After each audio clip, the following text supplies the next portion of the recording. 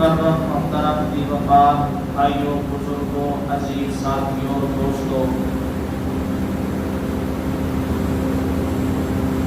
الحمدللہ ثم الحمدللہ،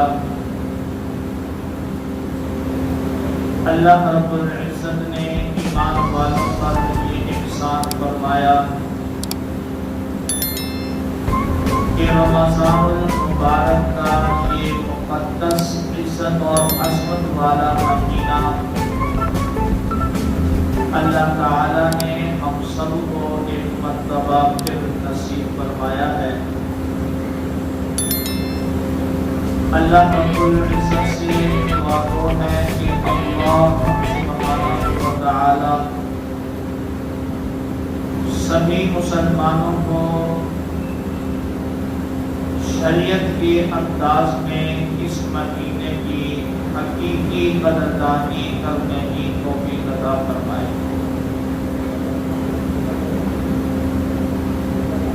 رمضان المبارک کے اس بابرکت مہینے میں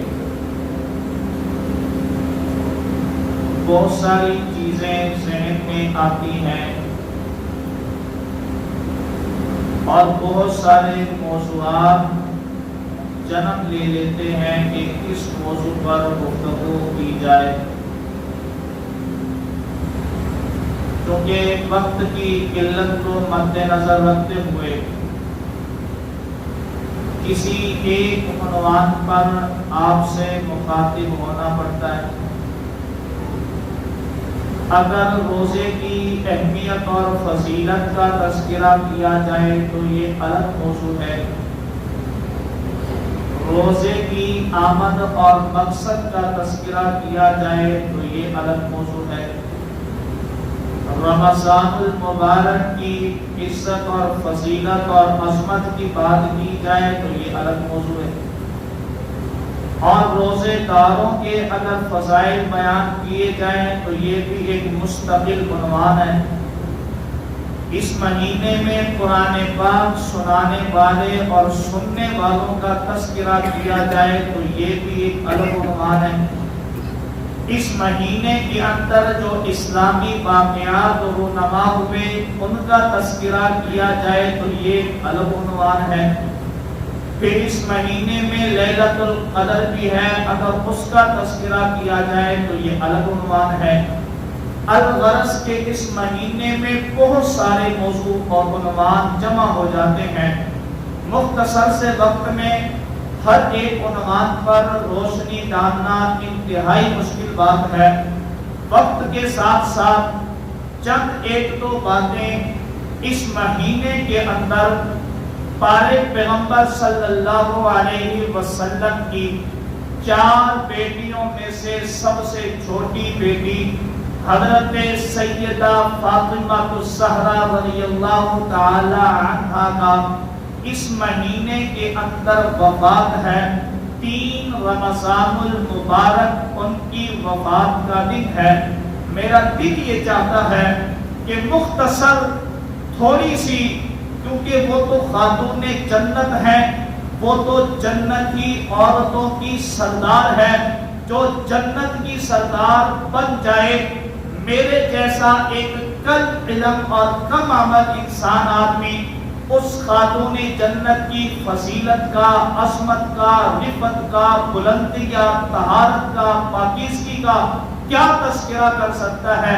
چند ایک دو باتیں خاتون جنت سیدہ فاطمہ الزہرا رضی اللہ تعالی عنہا کے حوالے سے آپ حضرات کے گوش گزار کرنا ضروری سمجھتا ہوں۔ ویسے اس مہینے کی 10 تاریخ کو حضرت سیدہ خدیجہ الکبریٰ رضی اللہ تعالی عنہا کی یوم وفات ہے۔ اس مہینے کی 15 تاریخ کو حضرت سیدنا حسن بن علی رضی اللہ تعالی عنہ کی یوم ولادت ہے۔ اس مہینے کی 17 تاریخ کو حضرت سیدہ عائشہ صدیقہ رضی اللہ تعالی عنہا کا یوم وفات ہے۔ اس مہینے کی 10 تاریخ کو فتح مکہ کا ایک عظیم کارنامہ رونما ہوا۔ اس مہینے کی 17 تاریخ کو جنگ بدر پیش آیا، اس مہینے کی 21 تاریخ کو حضرت علی المرتضیٰ شیر خدا رضی اللہ تعالی عنہ کا یوم شہادت ہے۔ بہت ساری باتیں ذہن میں ہیں، یہ ذہن میں رکھیں، اہل سنت والجماعت کا عقیدہ ہے، اہل سنت والجماعت کا نظریہ ہے، اہل سنت والجماعت کا ایمان ہے، اہل سنت والجماعت کا ایمان ہے، اہل سنت والجماعت کا یہ عقیدہ اور نظریہ ہے۔ یہ میں اپنے نظریے کی بات کر رہا ہوں، اہل سنت والجماعت کے تمام علماء کا، چاہے وہ بریلوی ہوں تب، چاہے وہ اہل حدیث ہوں تب، چاہے وہ مالکی ہوں تب، چاہے وہ شافعی ہوں تب، چاہے وہ حنبلی ہوں تب، چاہے وہ حنفی ہوں تب، تمام علماء اہل سنت والجماعت کا اس بات پر اتفاق ہے کہ جناب محمد الرسول اللہ صلی اللہ علیہ وسلم کی ایک بیٹی نہیں بلکہ پیغمبر کی 4 بیٹیاں ہیں۔ کتنی بیٹیاں ہیں؟ رسول اللہ صلی اللہ علیہ وسلم کی اولاد میں بیٹیاں کتنی ہیں؟ اب جو رسول اللہ صلی اللہ علیہ وسلم کی 4 بیٹیوں میں سے ایک بیٹی کا اقرار کرے، 3 بیٹیوں کا انکار کرے، میرا وجدان یہ کہتا ہے، میرا ایمان یہ کہتا ہے، میرا نظریہ یہ کہتا ہے، میرا ایمان مجھے اس بات کی طرف لے کے جاتا ہے، جو پیغمبر کی اولاد کا انکار کرے وہ مسلمان نہیں ہو سکتا، جو پیغمبر کی ذریت کا انکار کرے وہ مسلمان نہیں ہو سکتا، جو پیغمبر کی بیٹیوں کا انکار کرے وہ مسلمان نہیں ہو سکتا۔ ارے پیغمبر کی بیٹیوں کی بات کر رہا ہوں، جو پیغمبر کی شریعت کا انکار کرے مسلمان وہ بھی نہیں رہ سکتا۔ یہاں تو پیغمبر کی اولاد کا ذکر ہے، یہاں پیغمبر کی اولاد کا تذکرہ ہے، میں کہتا ہوں جو پیغمبر کی شریعت کا انکار کرے مسلمان وہ بھی نہیں رہتا۔ رسول اللہ صلی اللہ علیہ وسلم کو اللہ تعالیٰ نے 4 بیٹیاں عطا کی۔ حضرت سیدہ خدیجہ کبریٰ رضی اللہ تعالی عنہا کے بطن مبارک سے رسول اللہ صلی اللہ علیہ وسلم کو 4 بیٹیاں عطا کی۔ سب سے چھوٹی بیٹی حضرت سیدہ فاطمہ الزہرا رضی اللہ تعالی عنہا ہے۔ کون فاطمہ؟ ارے وہ فاطمہ جس کے بارے میں ام المؤمنین حضرت سیدہ عائشہ رضی اللہ تعالی عنہا فرماتی ہیں کہ حضرت فاطمہ الزہرا رضی اللہ تعالی عنہ پیغمبر کی وہ بیٹی ہے جن کا اٹھنا بھی پیغمبر کی طرح، جن کا چلنا پیغمبر کی طرح، جن کا بیٹھنا پیغمبر کی طرح، اور جن کی چال چلن اگر دیکھنی ہے تو حضرت فاطمہ کی چال چلن رسول اللہ صلی اللہ علیہ وسلم کی چال چلن کے مشابہ ہوا کرتی تھی۔ رسول اللہ صلی اللہ علیہ وسلم کے متشابہ سب سے زیادہ حضرت فاطمہ الزہرا رضی اللہ تعالی عنہا ہے۔ حضرت عائشہ صدیقہ رضی اللہ تعالی عنہا اس بات کی گواہی دے کر کے یہ پیغام دیتی ہے کہ جس طرح آج کا سنی حضرت فاطمہ الزہرا کی عزت اور عظمت کا اقرار بھی کرتا ہے، اعتراف بھی کرتا ہے، عزت اور عظمت کو مانتا بھی ہے، عزت اور عظمت کی بات کرتا بھی ہے، آج سے 1450 سال پہلے اسی طرح حضرت عائشہ، ابو بکر کی بیٹی عائشہ، رسول اللہ کی بیوی عائشہ، رسول اللہ کا حرم عائشہ، حضرت علی کی بیوی حضرت فاطمہ الزہرا کے عزت اور اقرار اور اعتراف کرتی تھی کہ جس طرح آج کا سنی حضرت عائشہ کی عزت کا اقرار کرتا ہے، حضرت عائشہ کی عزت حضرت فاطمہ نے اقرار کیا اور حضرت فاطمہ کی عزت کا حضرت عائشہ نے اقرار کیا ہے۔ حضرت عائشہ رضی اللہ تعالی عنہا فرماتی ہے کہ جب حضرت فاطمہ الزہرا رضی اللہ تعالی عنہا کی شادی حضرت علی المرتضیٰ رضی اللہ تعالی عنہ کے ساتھ ہوئی، اور یہ بات میں بتاتا چلوں، آج ایک طبقہ اہل بیت کا نام استعمال کر کے حضرت ابو بکر اور حضرت عمر رضی اللہ تعالی عنہما پر الزام اور بہتان لگانے کی کوشش کرتا ہے، لیکن آؤ حضرت علی المرتضی رضی اللہ تعالی عنہ کو رسول اللہ صلی اللہ علیہ وسلم کے پاس رشتہ لینے کے لیے حضرت فاطمہ کا ہاتھ مانگنے کے لیے تیار کرنے والے جو لوگ ہیں، ان لوگوں میں سے جو دو نام ہیں، ایک نام ابو بکر کا ملتا ہے، ایک نام عمر کا ملتا ہے۔ سبحان اللہ۔ حضرت ابو بکر، حضرت عمر مسجد نبوی میں بیٹھے ہیں، حضرت علی المرتضی کو پیغام بھجوایا، حضرت معاذ رضی اللہ تعالی عنہ پیغام لے کر گئے، حضرت علی المرتضی سے کہا کہ ابو بکر و عمر مسجد نبوی میں آپ کا انتظار کر رہے ہیں۔ حضرت علی آ گئے، حضرت ابو بکر اور حضرت عمر نے کہا علی رسول اللہ صلی اللہ علیہ وسلم کی خدمت میں جا اور جا کر کے حضرت فاطمہ الزہرا رضی اللہ تعالی عنہا کا ہاتھ مانگ لے۔ حضرت علی المرتضی رضی اللہ تعالی عنہ نے جواب دیا کہ دل تو میرا بھی چاہتا ہے کہ میری بھی ایک رشتہ داری کی نسبت رسول اللہ صلی اللہ علیہ وسلم کے ساتھ ہو جائے، لیکن تنگ دستی کی وجہ سے، غربت کی وجہ سے میں حضرت فاطمہ کا ہاتھ مانگتے ہوئے شرم محسوس کرتا ہوں۔ وہ دو جہاں کی سردار کی بیٹی ہے، وہ تو امام الانبیاء کی بیٹی ہے، وہ شافی محشر کی بیٹی ہے، وہ جانے جہاں کی بیٹی ہے، وہ تو وجہ کائنات کی بیٹی ہے، وہ امام الانبیاء کی بیٹی ہے، وہ تو خاتم الرسل کی بیٹی ہے، ارے وہ تو اس شخصیت کی بیٹی ہے جس کے لیے اللہ نے زمین کو بچھونا دیا، یہ اس شخصیت کی بیٹی ہے جس کی وجہ سے آسمان کو بلندی ملی، یہ اس شخصیت کی بیٹی ہے جس کی وجہ سے اللہ نے کائنات کو بنایا ہے۔ میں شرم محسوس کرتا ہوں کہ میں علی غریب تنگ دست ہو کر کے کیسے رسول اللہ صلی اللہ علیہ وسلم سے بیٹی کا ہاتھ مانگو۔ حضرت علی المرتضی نے یہ جملے کہے، ابو بکر نے حضرت علی المرتضی کی پشت پر ہاتھ پھیرا اور پھیر کر کے کہا علی پریشان ہونے کی بات نہیں ہے، رشتہ مانگنا تیرا کام ہے اور تیری شادی پر خرچ کرنا ابو بکر کا کام ہے۔ ہاتھ مانگنا تیرا کام ہے، تیری شادی کے سارے اخراجات برداشت کرنا ابو بکر کا کام ہے۔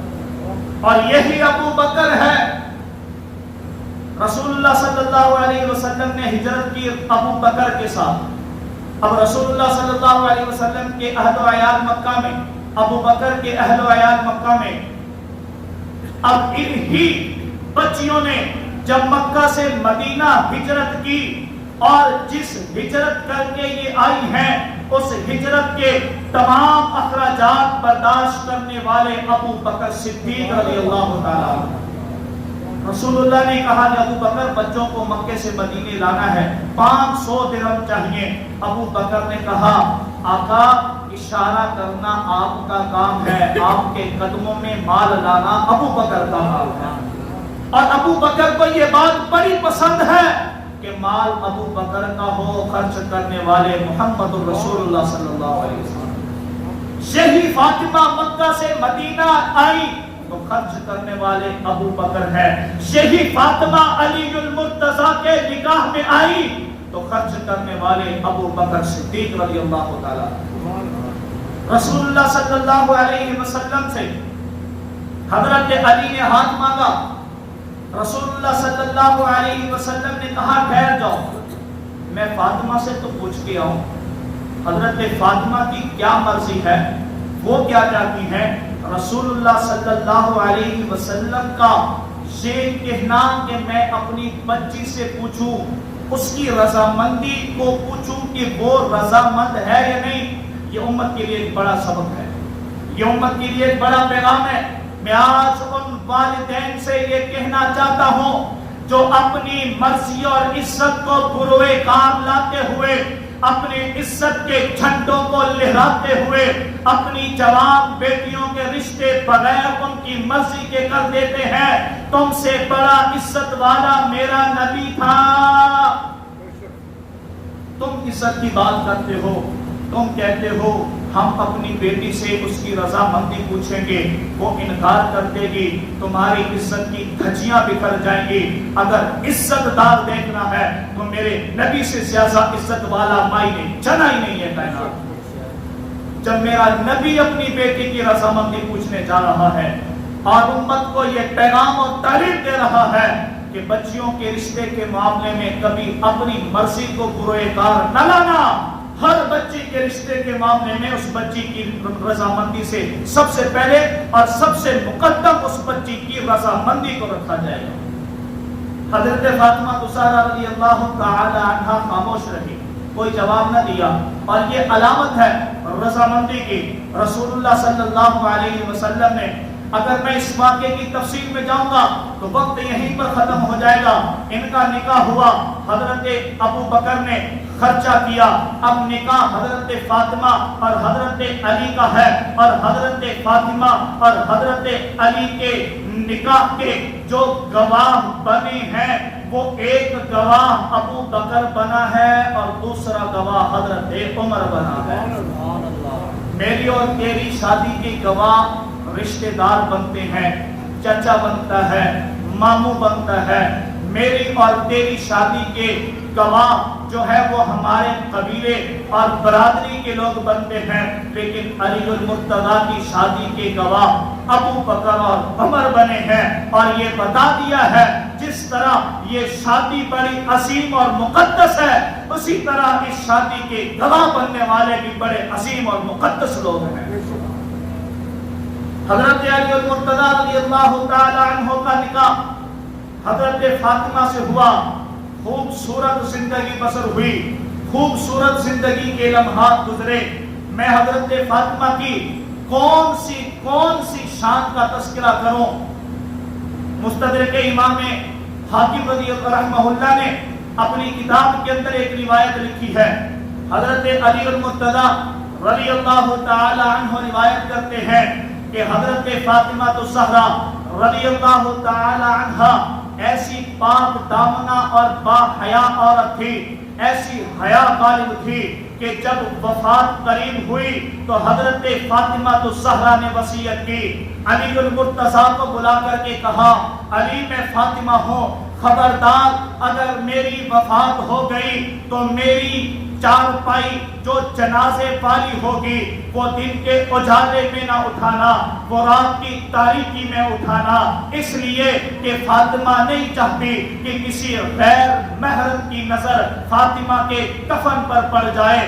یہی وہ فاطمہ ہے جس کے بارے میں حضرت علی المرتضیٰ رضی اللہ تعالی عنہ روایت کرتے ہیں، جناب رسول اللہ صلی اللہ علیہ وسلم نے فرمایا، میدان محشر لگا ہوگا، لوگ نفس نفسی کے عالم میں ہوں گے، ہر کوئی اپنے حساب و کتاب میں مگن ہوگا، ہر کوئی اپنے حساب و کتاب دے رہا ہوگا، لوگ آتے جائیں گے، گزرتے جائیں گے، امیر بھی گزرے گا، غریب بھی گزرے گا، جوان بھی گزرے گا، بوڑھا جو مرا وہ بھی گزرے گا، ہر قسم کے طبقے کے لوگ بھی گزریں گے، عربی بھی گزریں گے، عجمی بھی گزریں گے، جو ہے وہ سارے قسم کے لوگ گزرتے چلے جائیں گے۔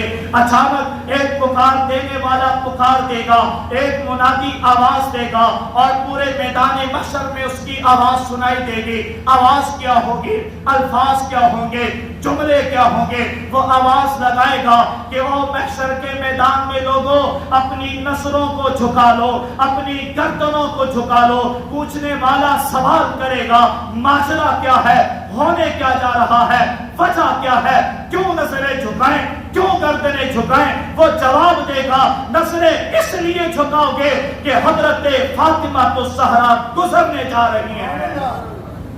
میدان محشر میں بھی حضرت فاطمہ کا گزر ہوگا تو فرشتہ آواز لگائے گا کہ اپنی نظروں کو جھکا لو، محمد کی بیٹی حیا کا پیکر گزر رہی ہے۔ وہ فاطمہ جس کی شان اور تذکرے روح المعانی کے اندر ایک روایت موجود ہے، حضرت ابن عباس رضی اللہ تعالی عنہ روایت کرتے ہیں، بعض محدثین نے اس روایت کو صحیح اور حسن قرار دیا ہے، بعض محدثین نے اس روایت کو موضوع قرار بھی دیا ہے، لیکن چونکہ فضائل پر مشتمل یہ روایت ہے۔ روایت کیا ہے کہ جب جنتی جنت میں چلے جائیں گے، جب جنتی جنت میں چلے جائیں گے اور جنت کے بالا خانوں پہ آرام اور آرائش کے ساتھ بیٹھے ہوں گے، यकायक पूरी जन्नत के अंदर रोशनी फैल जाएगी, पूरी जन्नत मुनव्वर हो जाएगी। जन्नत का हर हिस्सा रोशनी उसको अपनी लपेट में ले लेगी। जन्नत के लोग फरिश्ते से सवाल करेंगे। कुरान कहता है ला यरौना फीहा शम्सन वला ज़महरीरा, कि जन्नत में न धूप होगी न जन्नत में गर्मी होगी। लेकिन हमें बताया जाए ये सूरज जैसी रोशनी कहां से आ रही है, ये पूरी जन्नत चमकदार क्यों बन गई है, ये जन्नत की हर हर चीज चमक रही है, ये जन्नत के महल्लात चमक रहे हैं, ये जन्नत की पत्तियां चमक रही हैं, ये जन्नत की हूरें चमक रही हैं, ये जन्नत के गिलमान चमक रहे हैं, ये जन्नत के दरो दवान चमक रहे हैं, ये जन्नत के दरवाजे चमक रहे हैं, जन्नत के दरवाजे चमक रहे हैं, जन्नत की दीवारें चमक रही हैं, पूरी जन्नत में रोशनी है। माजरा क्या है? बताने वाला फरिश्ता जवाब देगा। माजरा ये है कि आज इस जन्नत में अलीउल मुर्तज़ा और फातिमा मुस्कुरा रहे हैं। उनके मुस्कुराने की वजह से उनके दांतों की रोशनी इतनी हो चुकी है कि पूरी जन्नत रोशनी से भर चुकी है। रूहुल मानी के अंदर ये रिवायत मौजूद है। तुम कहते हो कि हम हजरत फातिमा अहले बैत का नाम नहीं लेते।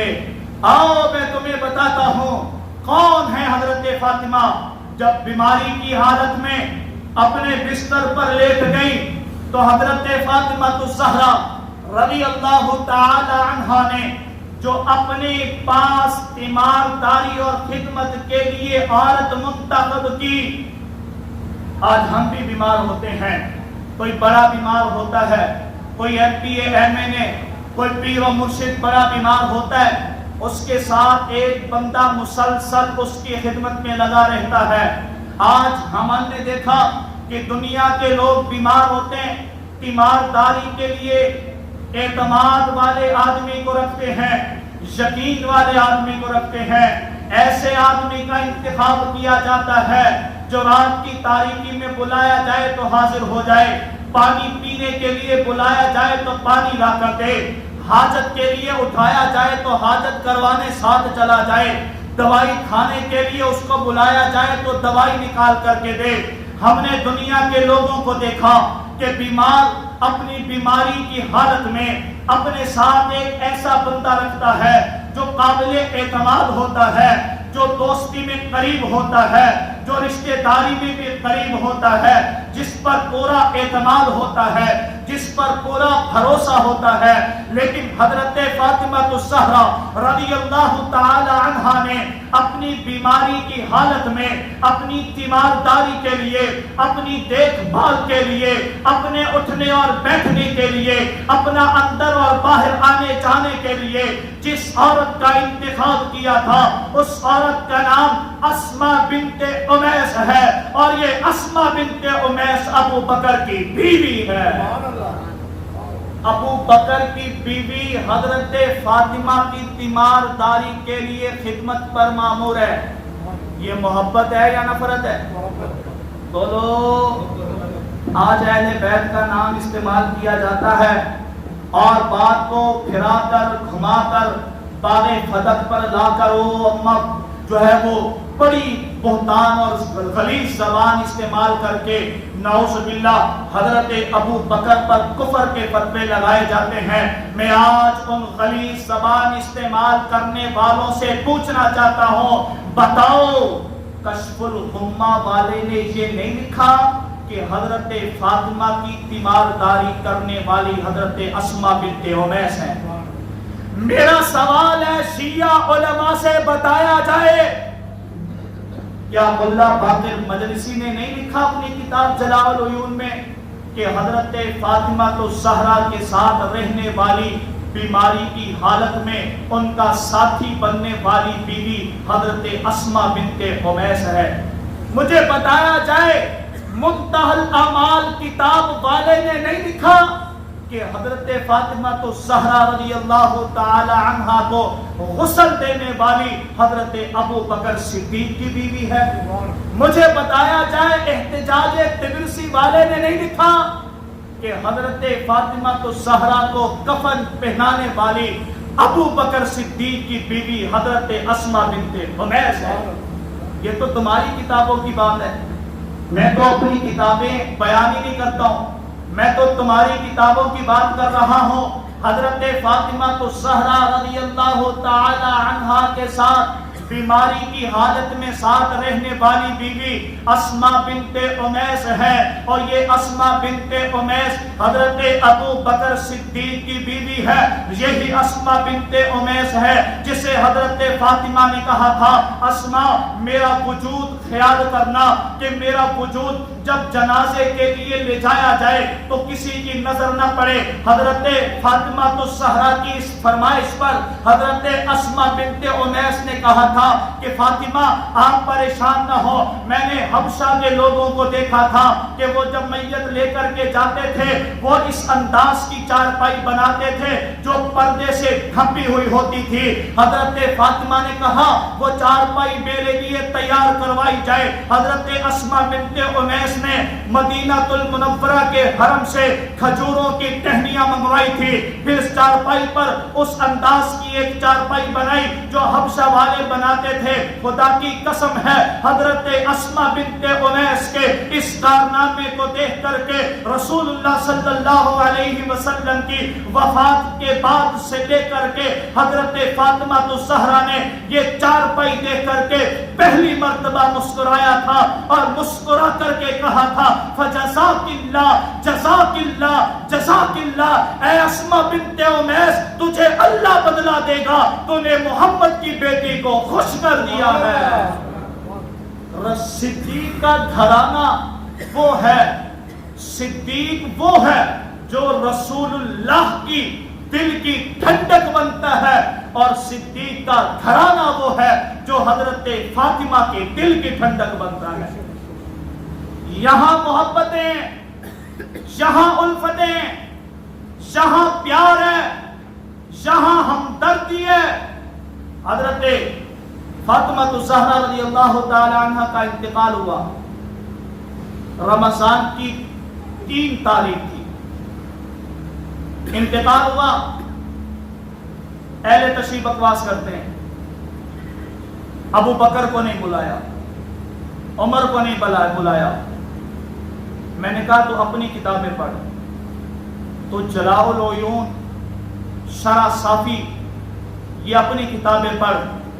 جب حضرت فاطمہ الزہرا رضی اللہ تعالی عنہا کا انتقال ہوا, بھلا ایسے بھی ہو سکتا ہے, بھلا ایسے بھی کوئی ہو سکتا ہے کہ حضرت فاطمہ کی خدمت کرے ابو بکر کی بیوی, اور تو کہے کہ حضرت فاطمہ کے انتقال پر علی نے ابو بکر کو بلایا ہی نہیں تھا.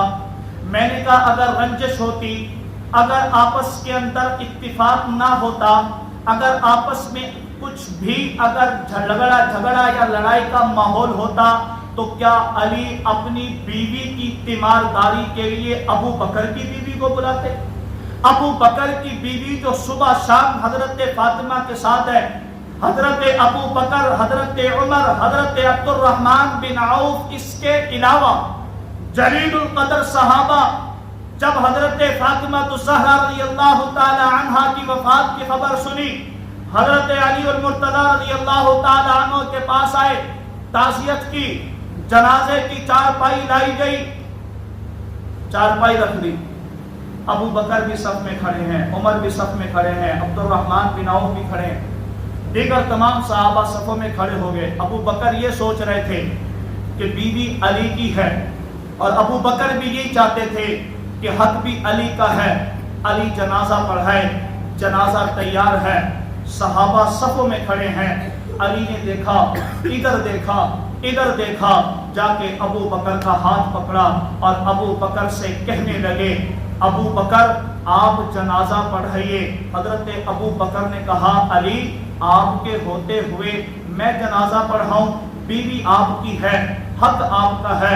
حضرت علی المرتضیٰ نے اس وقت جو حضرت ابو بکر صدیق کو جواب دیا تھا، اللہ کی قسم ہے حضرت علی المرتضیٰ نے ابو بکر کو جواب دے کر کے ایک بڑا مسئلہ حل کر دیا تھا۔ حضرت علی نے کہا ما کنت لأتقدم، یہ نہیں ہو سکتا کہ نبوت کا خلیفہ موجود ہو اور علی اس کے سامنے امامت کرا دے، یہ علی سے برداشت ہی نہیں ہو سکتا۔ ابو بکر کا ہاتھ پکڑا، مصلی پہ صف میں نکال کر کے سامنے کھڑا کر دیا، اور علی نے اس دن یہ پیغام دیا کہ آج علی مقتدی ہے، ابو بکر مقتدا ہے، علی مقتدی ہے، ابو بکر امام ہے، جو فیصلہ علی نے کیا وہی فیصلہ سنی کر رہا ہے۔ علی نے اپنا امام ابو بکر کو مانا کہ نہیں مانا؟ اگر رنجش ہوتی، اگر جناب یہاں آپس میں اتفاق نہ ہوتا، اگر باغ فدق کا غصہ ابو بکر کے سامنے علی کو ہوتا تو علی اس موقع پر حضرت ابو بکر سے اظہار کر سکتے تھے، لیکن علی المرتضیٰ نے یہ پیغام دیا ہے، علی المرتضیٰ نے یہ بتایا ہے، علی المرتضیٰ نے یہ کہا ہے کہ امت نبوت کا امام بھی صدیق اکبر ہے اور خاندان نبوت کا امام بھی صدیق اکبر ہے۔ یہ مختصر حضرت فاطمہ الزہرا رضی اللہ تعالی عنہا کی زندگی، جس زندگی میں حضرت فاطمہ الزہرا کا حضرت ابو بکر صدیق کے گھرانے سے ایک بڑا پیار اور محبت کا سبق ہے۔ آج ایک طبقہ اہل بیت کے نام سے آپ کو حضرت فاطمہ کی محبت کا نہیں بتائے گا، آپ کو حضرت فاطمہ کے ان حالات سے آگاہ نہیں کرے گا کہ جو حالات حضرت فاطمہ الزہرا رضی اللہ تعالی عنہا کے صدیق اکبر رضی اللہ تعالی عنہ کے خاندان اور گھرانے سے تھے۔ آج ایک طبقہ اہل بیت کو الگ بیان کرتا ہے، صحابہ کو الگ بیان کرتا ہے، لیکن اہل سنت والجماعت کا یہ عقیدہ ہے کہ جس طرح ہم صحابہ کی عزت، صحابہ کی عظمت، صحابہ کو اپنے ایمان کا حصہ سمجھتے ہیں، اسی طرح اہل بیت کی عزت، اہل بیت کی عظمت اور اہل بیت کو اپنے ایمان کا حصہ سمجھتے ہیں کہ نہیں سمجھتے؟